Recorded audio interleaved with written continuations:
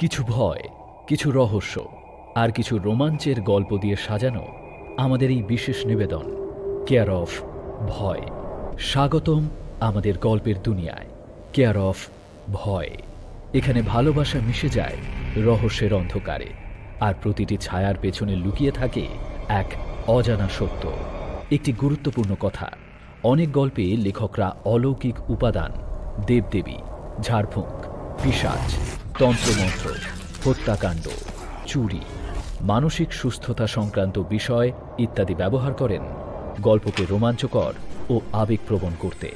এই সব উপাদান কেবল সাহিত্যিক কল্পনা।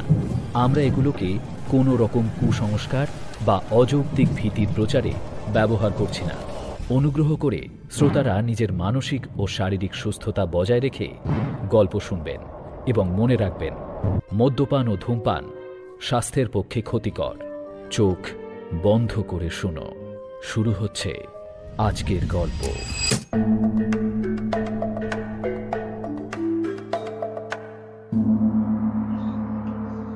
আমরা তিন ছোটবেলার বন্ধু যে ঘরে শুয়ে থাকতাম, ঠিক তার পাশের ঘরের দেয়ালে একটা আস্ত নরকঙ্কাল ঝুলে থাকতো।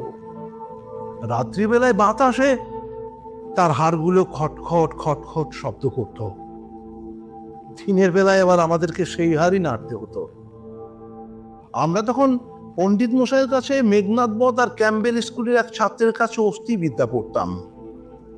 আমাদের অভিভাবকদের একটা ইচ্ছে ছিল আমাদেরকে সর্ববিদ্যায় পারদর্শী করে তুলবেন তারা।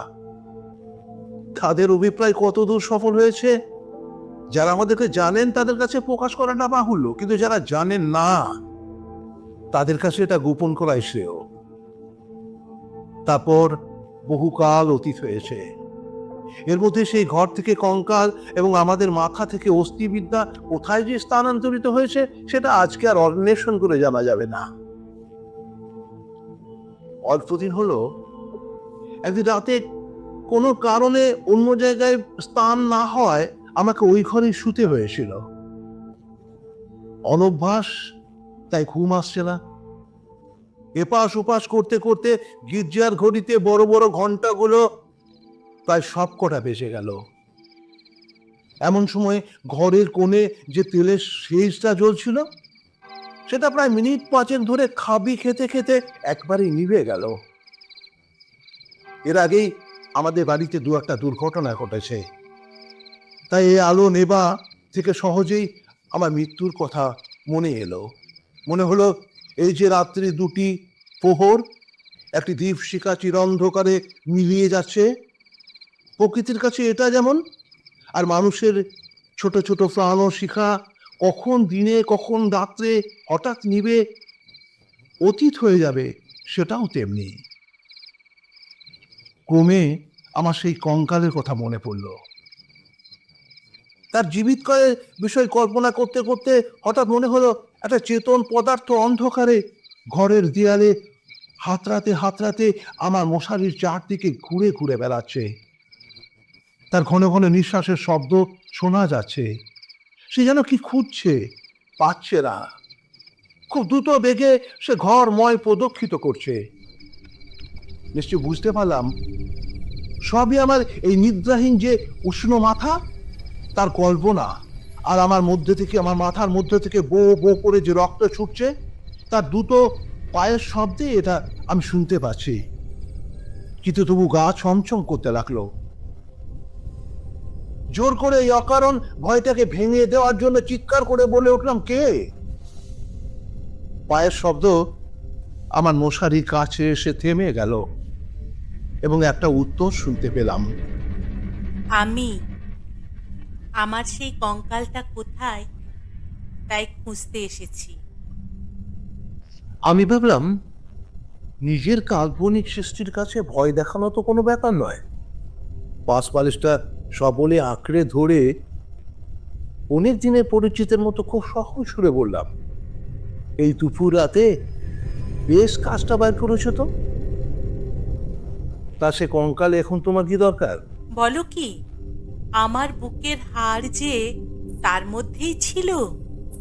আমার ২৬ বছরের যৌবন যে আর চারিদিকে বিকশিত হয়েছিল, একবার দেখতে ইচ্ছে করে না আমার? আমি তখনই বললাম, হ্যাঁ কথাটা অবশ্য সঙ্গতই বটে, তা তুমি সন্ধান করতে পারো, যাও। আমি বরং এখন একটু ঘুমাবার চেষ্টা করি। তুমি একলা আছো বুঝি? তবে একটু বসি, একটু গল্প করা যাক। 35 বছর আগে আমিও মানুষের কাছে বসে মানুষের সঙ্গে গল্প করতাম, আর এই 35টা বছর আমি কেবল শ্মশানের বাতাসে হু হু শব্দ করে বেরিয়েছি। আজ তোমার সঙ্গে বসে আরো একবার মানুষের মতো করে গল্প করি। আমি অনুভব করলাম আমার মশারির কাছে কে যেন বসলো। নিরুপায় দেখে আমি বেশ একটু উৎসাহের সঙ্গে বলে ফেললাম, সেই ভালো, যাতে মন বেশ প্রফুল্ল হয়ে ওঠে এমন একটা কিছু গল্প তুমি আমাকে এখন বলো। সবচেয়ে মজার কথা যদি বলি শুনতে চাও, তো আমার জীবনের কথা বলি। গির্জার ঘড়িতে ঢং ঢং করে রাত্রি 2টো বাজলো। আমি যখন মানুষ ছিলাম এবং ছোট ছিলাম, তখন এক ব্যক্তিকে জমের মতো ভয় করতাম। তিনি আমার স্বামী। মাছকে বড়শি দিয়ে ধরলে তার যেমন মনে হয়, আমারও সেই রকম মনে হতো।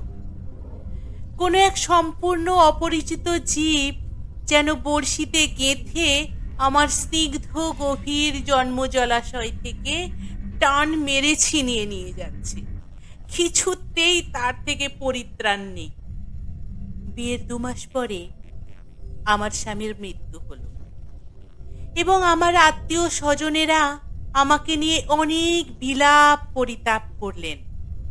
আমার শ্বশুর অনেকগুলো লক্ষণ মিলিয়ে দেখে শাশুড়িকে বললেন, শাস্ত্রে যাকে বলে বিষকন্যা, এ মেয়েটি তাই। সে কথা আমার আজও স্পষ্ট মনে আছে। শুনছো কেমন লাগছে? আমি বললাম, বেশ, গল্পের আরম্ভটা তো বেশ মজার। তবে শোনো, আনন্দে বাপের বাড়ি ফিরে আসলাম। লোকে আমার কাছে লুকোতে চেষ্টা করতো ঠিক, কিন্তু আমি নিজে বেশ জানতাম আমার মতো রূপসী যেখানে সেখানে পাওয়া যায়। তোমার কি মনে হয়? হ্যাঁ, খুব সম্ভব, কিন্তু আমি তো তোমাকে কখনো দেখিনি। দেখনি? কেন? আমার সেই কঙ্কাল। আমি ঠাট্টা করছি? তোমার কাছে কি করে প্রমাণ করব যে এই দুটো শূন্য চক্ষু কোটরের মধ্যে বড় বড় টানা টানা দুটো কালো চোখ ছিল, আর ওই রাঙা ঠোঁটের ওপরে যে মৃদু হাসিটুকু মাখানো ছিল, এখনকার এই অনাবৃত দাঁতগুলোর সেই বিকট হাসির সঙ্গে তার কোনো তুলনাই হয় না। সেই কয়েকখানা দীর্ঘ শুষ্ক ও অস্থিখণ্ডের ওপর এত লালিত্য, এত লাবণ্য, যৌবনের এত কঠিন কোমল নিটোল পরিপূর্ণতা প্রতিদিন প্রস্ফুটিত হয়ে উঠত যে তোমাকে তা বলতে গেলে আজ হাসি পায় আর রাগও ধরে। আমার সেই শরীর হতে যে অস্থিবিদ্যা শেখা যেতে পারে, তখনকার বড় বড় ডাক্তাররাও বিশ্বাস করতে পারতেন না। আমি জানি একজন ডাক্তার তার কোনো এক বিশেষ বন্ধুর কাছে আমাকে খনক চাপা বলেছিলেন। তার অর্থ এই যে পৃথিবীর আর সকল মানুষই অস্থিবিদ্যা এবং শরীরতত্ত্বের দৃষ্টান্তস্থল ছিল, কেবল আমি সৌন্দর্যরূপী ফুলের মতো ছিলাম। কনক চাপার মধ্যে কি একটা কঙ্কাল আছে?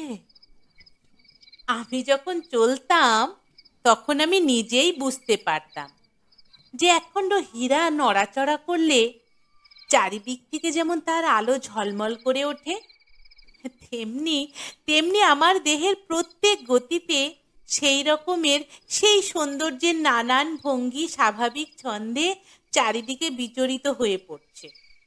আমি মাঝে মাঝে অনেকক্ষণ ধরে নিজের হাত দুটো নিজেই দেখতাম। পৃথিবীর সমস্ত উদ্ধত পুরুষের মুখে রাশ লাগিয়ে মধুরভাবে বাঁকিয়ে ধরতে পারে এইরকম দুটো হাত ছিল আমার। সুভদ্রা যখন অর্জুনকে নিয়ে দৃপ্ত ভঙ্গিতে নিজের বিজয় রথ বিস্মিত তিন লোকের মধ্য দিয়ে চালিয়ে নিয়ে গিয়েছিলেন, তার মনে হয় এইরকমই দুটো অস্থূল সুঢল বাহু, আরক্ত করতল এবং লাবণ্য শিখার মতো আঙুল ছিল। কিন্তু আমার নির্লজ্জ নিরাভরণ চিরবৃদ্ধ কঙ্কাল তোমার কাছে আমার নামে মিথ্যে সাক্ষী দিয়ে যাচ্ছে। আমি নিরুপায়, নিরুত্তর। এই জন্য পৃথিবীর সবচেয়ে তোমার উপর রাগ হয় বেশি। ইচ্ছে করে আমার সেই 16 বছরের জীবন্ত যৌবন তাপের উত্তপ্ত সেই আমার রূপ একবার অন্তত তোমার চোখের সামনে দাঁড় করায়, আর বহুকালের মতো তোমার ওই দুই চোখে যেন নিদ্রা ছুটে যায়, তোমার অস্থিবিদ্যাকে অস্থির করে দিয়ে দেশ ছাড়া করি। আমি বললাম, তোমার গা যদি সত্যি থাকতো তাহলে সেই গা ছুঁয়ে বলতাম, সেই বিদ্যার লেশমাত্র আমার মধ্যে আর নেই। আর তোমার সেই ভুবন মোহন পূর্ণ যৌবনের যে রূপ, যা রাত্রির অন্ধকার ভেদ করে জল জল করে ফুটে ওঠে, এর বেশি আর তোমাকে কিছু আমাকে বলতে হবে না। আমার কোনো সঙ্গিনী ছিল না।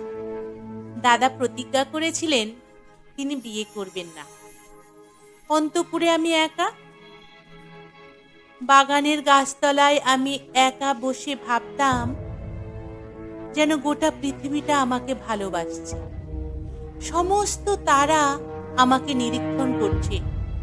বাতাস যেন ছল করে বারবার দীর্ঘ নিঃশ্বাসে পাশ দিয়ে বয়ে চলে যাচ্ছে, এবং যে ঘাসের ওপর পা দুটো মেলে বসে আছি তার যদি চেতনা থাকতো তবে সে পুনর্বার অচেতন হয়ে যেত। পৃথিবীর সমস্ত যুবক পুরুষ যেন এই ঘাসের গুচ্ছ হয়ে দল বেঁধে নিস্তব্ধে আমার পায়ের কাছে এসে দাঁড়িয়ে আছে। এরকম আমি কল্পনা করতাম।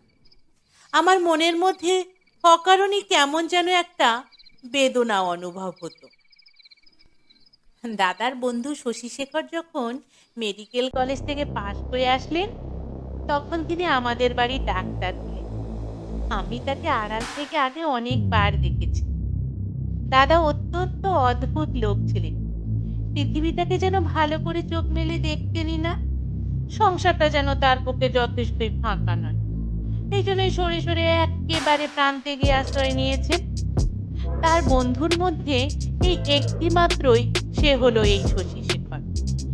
এই জন্যই বাইরের যুবকদের মধ্যে আমি এই শশীশেখরকেই সর্বদা দেখতাম। এবং যখন আমি সন্ধ্যাবেলায় এই গাছের তলায় সাম্রাজ্ঞীর আসন গ্রহণ করতাম, তখন পৃথিবীর সমস্ত পুরুষ জাতি যেন শশীশেখরের মূর্তি হয়ে আমার চরণকে আশ্রয়। কি মনে হচ্ছে? আমি নিঃশ্বাস টেনে বললাম, মনে হচ্ছে শশীশেখর হয়ে জন্মালেই বেশ হতো। একদিন বাদলার দিনে আমার জ্বর। ডাক্তার দেখতে আসলেন। সেই প্রথম দেখা। আমি জানালার দিকে মুখ করেছিলাম। সন্ধ্যার লাল আভাটা গড়িয়ে রুগ্ন মুখের বিবর্ণতাকে যেন খানিকটা দূর করে। ডাক্তার যখন ঘরে ঢুকেছে, আমার মুখের দিকে একবার চেয়ে দিল। তখন আমি মনে মনে ডাক্তারের কল্পনায় নিজের মুখের দিকে চেয়ে। সেই সন্ধ্যার সময় কোমল বালিশের ওপরে একটি খুব ক্লিষ্ট কুসুম পেলক মুখ আর অসংযত চুলের বোঝা কপালের উপর এসে এবং লজ্জা আর আনন্দে তার বড় বড় চোখের ঝলক গালের উপর যেন ছায়া বিস্তার। আচ্ছা, একবার হাতটা দেখতে হবে তো।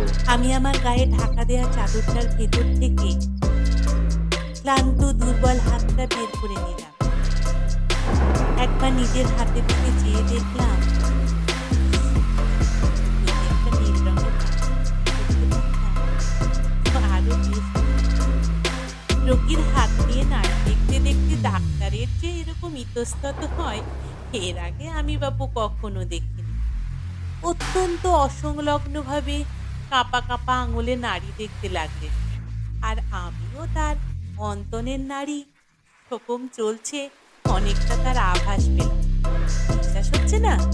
আমি বললাম, অবিশ্বাসের তো কোনো কারণ দেখছি না। মানুষের নারী সব অবস্থায় সমান চলে না। এভাবে আরো ২-৪ বার রোগ আর আরোগ্য হওয়ার পরে দেখলাম আমার সেই সন্ধ্যাবেলার মানুষ সভায় পৃথিবীর কোটি কোটি অসংখ্য পুরুষ সংখ্যা অত্যন্ত হার্স হয়ে গিয়ে প্রথমে একটিতে এসে ঠেকল এবং আমার পৃথিবী প্রায় জনশূন্য হয়ে আসলো। জগতে কেবল একটি ডাক্তার আর একটি রোগী অবশিষ্ট থাকলো। আমি গোপনে সন্ধ্যাবেলায় একটি বাসন্তী রঙা শাড়ি পরতাম, ভালো করে খোপা বেঁধে মাথায় এক গুছা বেলফুলের মাথা জড়িয়ে নিতাম, একটা আয়না হাতে নিয়ে বাগানে গিয়ে বসতাম। কেন?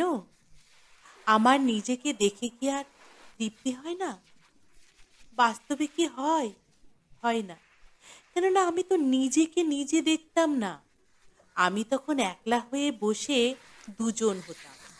আমি তখন ডাক্তার হয়ে মুগ্ধ হয়ে নিজের দিকে চেয়ে দেখতাম আর মুগ্ধতায় ভালোবাসতাম, আদর করতাম এবং প্রাণের ভিতরে একটি দীর্ঘ নিঃশ্বাস সন্ধ্যা বাতাসের মতো হু হু করে উঠত।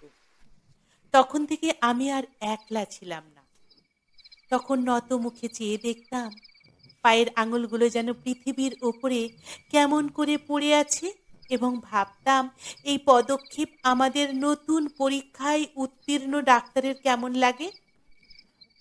দুপুরবেলায় জানালার বাইরে ঝাঁ ঝাঁ করত, কোথাও কোনো সাড়া শব্দ নেই। মাঝে মাঝে একটা চিল অতি দূর আকাশে শব্দ করে উড়ে যেত এবং আমাদের বাগানের প্রাচীরের বাইরে খেলনাওয়ালা সুর করে ডেকে যেত, খেলনা চাই, চুড়ি চাই।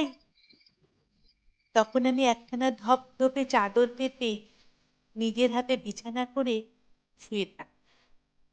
মনে হতো কে যেন আমার দুখানা হাত দিয়ে তুলে নিচ্ছে তার কোলের ওপর, যেন আমার দুহাতের গোলাপি তালুর ওপর একটা চুম্বন রেখা এঁকে দিয়ে আবার ধীরে ধীরে সে ফিরে যাচ্ছে। এখানে যদি গল্পটা শেষ হয় তবে কেমন হবে? আমি বললাম, খারাপ কিছু হয় না, একটু অসম্পূর্ণ থাকে, কিন্তু সেটা আপন মনে পূরণ করে নিয়ে বাকি রাতটুকু বেশ কাটিয়ে দেওয়া যায়। কিন্তু তাহলে তো গল্পটা বেশ বড় গম্ভীর হয়ে ওঠে। এর উপহাসটুকু থাকে কোথায়? এর ভেতরের কঙ্কালটা তার সমস্ত দাগপটি মিলে দেখা দেয় কই? তাহলে শুন, একটুখানি পসরা হতে না হতেই ডাক্তার আমাদের বাড়ির একতলায় তার ডাক্তারখানা। তখন আমি মাঝে মাঝে হাসতে হাসতে ওষুধের কথা, বিষের কথা, কি করলে মানুষ সহজে মরে, এই সকল কথা জিজ্ঞাসা করতাম। ডাক্তারি বিষয়ে কথা বলাতে ডাক্তারের মুখ খুলে যেত। শুনে শুনে মৃত্যু যেন পরিচিত ঘরের লোকের মতো হয়ে গেল। ভালোবাসা এবং মরণ কেবল এই দুটোকেই পৃথিবীময় দেখতাম। আমার গল্প প্রায় সব শেষ হয়ে আসছে, আর বড় একটা বাকি নেই যে। আমি খুব মৃদু স্বরে বললাম, রাত্রিও তো প্রায় শেষ হয়ে গেল। কিছুদিন হতে দেখলাম ডাক্তারবাবু বড় অন্যমনস্ক এবং আমার কাছ থেকে যেন ভারী একটু অপ্রস্তুত মনে হচ্ছিল তাকে। তাকে একদিন দেখলাম বেশ অন্যরকম সাজসজ্জা করে দাদার কাছে তার জুড়ি ধার দিতে এবং রাতে কোথায় যেন সে যাবে। আমিও আর থাকতে পারলাম না। দাদার কাছে গিয়ে নানান এ কথা সে কথার পর জিজ্ঞাসা করলাম, হ্যাঁ দাদা, ডাক্তারবাবু আজ জুড়ি নিয়ে কোথায় যাচ্ছেন? মরতে চললাম। আমি বললাম, "হ্যাঁ, না না, সত্য করে বলো না।" বিয়ে করতে। আমি বললাম, সত্যি নাকি? তারপর অনেক হাসলাম। ক্রমে ক্রমে জানতে পারলাম এই বিয়েতে ডাক্তারবাবু ১২,০০০ টাকা পাবেন। কিন্তু আমার কাছে এই সংবাদ গোপন করে আমাকে অপমান করার তাৎপর্য কি? আমি কি তার পায়ে ধরে বলেছিলাম যে এমন কাজ করলে আমি বুক ফেটে মরব? পুরুষদের বিশ্বাস করবার জন্যে। পৃথিবীতে আমি একটি মাত্র পুরুষ দেখেছি এবং এক মুহূর্তে সমস্ত জ্ঞান লাভ করেছি। ডাক্তার রোগী দেখে সন্ধ্যার আগে ঘরে ফেরার পর আমি প্রচুর পরিমাণে হাসলাম। বললাম, কি ডাক্তার মশাই, আজ নাকি আপনার বিয়ে? আমার প্রফুল্লতা দেখে ডাক্তার শুধু অপ্রস্তুতি হলেন না, কিছুটা যেন বিমর্ষ হয়ে গেলেন। আমি জিজ্ঞাসা করলাম, বাজনা বাদ্য কিছু নেই নাকি? বিয়ে ব্যাপারটা কি এতই আনন্দের? তার কথা শুনে আমি হেসে অস্থির হয়ে গেলাম। এমন কথা তো আমি আগে কখনো শুনিনি। আমি বললাম, না সে হবে না, সে হবে না, বাজনা চাই, আলো চাই। দাদাকে এমন ব্যস্ত করে তুললাম যে দাদা তখনই রীতিমতো উৎসবের আয়োজনে প্রস্তুত হয়ে গেলেন। আমি গল্প করতে করতে বললাম, নতুন বউ ঘরে এসে কি করবে, কি হবে, ইত্যাদি ইত্যাদি। জিজ্ঞাসা করলাম, আচ্ছা ডাক্তার মশাই, তখনও কি আপনি নাড়ি টিপে বেড়াবেন এইরকম? প্রচুর হাসলাম। যদিও মানুষের, বিশেষত পুরুষের মনের দিকে দৃষ্টিগোচর হয় না, তবু আমি শপথ করে বলতে পারি এ কথাগুলো ডাক্তারের বুকে শেলের মতো বেজেছিল। অনেক রাত্রে লগ্ন। সন্ধ্যাবেলায় ডাক্তার ছাদের ওপর বসে দাদার সঙ্গে দু এক পাত্র মদ খাচ্ছিলেন। দুজনেরই এই অভ্যাসটুকু ছিল। আমি হাসতে হাসতে এসে বললাম, ডাক্তার মশাই ভুলে গেছেন নাকি যাত্রার যে সময় হয়ে আসছে? এখানে একটা সামান্য কথা বলা অত্যন্ত প্রয়োজন। ইতিমধ্যে আমি গোপনে ডাক্তারখানায় গিয়ে বেশ খানিকটা গুঁড়ো সংগ্রহ করে এনেছিলাম এবং এই গুঁড়োর কিছু অংশ সুবিধা মতো অলক্ষ্যে ডাক্তারের গ্লাসে মিশিয়ে দিয়েছিলাম। কোন গুঁড়োতে মানুষ মরে ডাক্তারের কাছে তা আমার আগে থেকেই শেখা ছিল। ডাক্তার এক চুমুকে গ্লাসটা শেষ করে কিছুটা ভেজা ভেজা গলায় গদগদ কণ্ঠে আমার দিকে মর্মান্তিক দৃষ্টিপাত করে বলেছিলেন, তবে চললাম। বাঁশি বাজতে লাগলো আর আমি একটা বেনারসি শাড়ি পরলাম। যতগুলো গহনা আমার সিন্ধুকে তোলা ছিল সবগুলো বাইরে বের করে পড়লাম। বড় করে সিঁদুর দিলাম। আমার সেই বকুলতলায় বিছানা পাতলাম। বড় সুন্দর রাত্রি, ফুটফুটে জ্যোৎস্না। সুপ্ত জগতের ক্লান্তি হরণ করে দক্ষিণে বাতাস বয়ে যাচ্ছে। জুঁই আর বেল ফুলের গন্ধে সমস্ত বাগান যেন আমোদিত হয়ে আছে। বাঁশির শব্দ যখন ক্রমে দূরে চলে গেল, জ্যোৎস্না যখন অন্ধকার হয়ে আসতে লাগলো, গাছের পাতারা এবং আকাশ ও আজন্মকালের ঘরদুয়ার, সমস্ত পৃথিবী যখন আমার চারিদিক থেকে মায়ার মতো মিলিয়ে যেতে লাগলো, তখন আমি আমার দু চোখ বন্ধ করে হাসলাম। ইচ্ছে ছিল যখন লোকে এসে আমাকে দেখবে তখন এই হাসিটুকু যেন রঙিন নেশার মতো আমার ঠোঁটের কাছে লেগে থাকে। ইচ্ছে ছিল যখন আমার অনন্ত রাত্রির বাসর ঘরে ধীরে ধীরে প্রবেশ করব, তখন এই হাসিটুকু এখান থেকেই যেন মুখে করে নিয়ে যেতে পারি। হায় পোড়া কপাল আমার! কোথায় বাসর ঘর আর কোথায় সেই আমার বিয়ের বেশ? তা নিজের ভেতর থেকে একটা শুধু খট খট শব্দে জেগে দেখলাম আমাকে নিয়ে তিনটে বালক অস্থিবিদ্যা শিখছে। বুকের যেখানে সুখ দুঃখ ধুক ধুক করত এবং যৌবনের পাপড়ি প্রতিদিন একটা একটা করে প্রস্ফুটিত হতো, প্রতিদিন একটা একটা করে বিকশিত হতো, সেখানে বেদ নির্দেশ করে কোন অস্থির কি নাম মাস্টার মশাই তা শেখাচ্ছে। আর সেই যে অন্তিম হাসিটুকু ঠোঁটের কাছে ফুটিয়ে তুলেছিলাম, তার কোনো চিহ্ন দেখতে পেয়েছিলেন কি? গল্পটা কেমন লাগলো? আমি বললাম, গল্পটা বেশ আনন্দদায়ক। এমন সময় প্রথম কাক ডেকে উঠল। জিজ্ঞেস করলাম, এখনো আছো কি? কোনো উত্তর পেলাম না। ঘরের মধ্যে ভোরের আলো প্রবেশ করলো।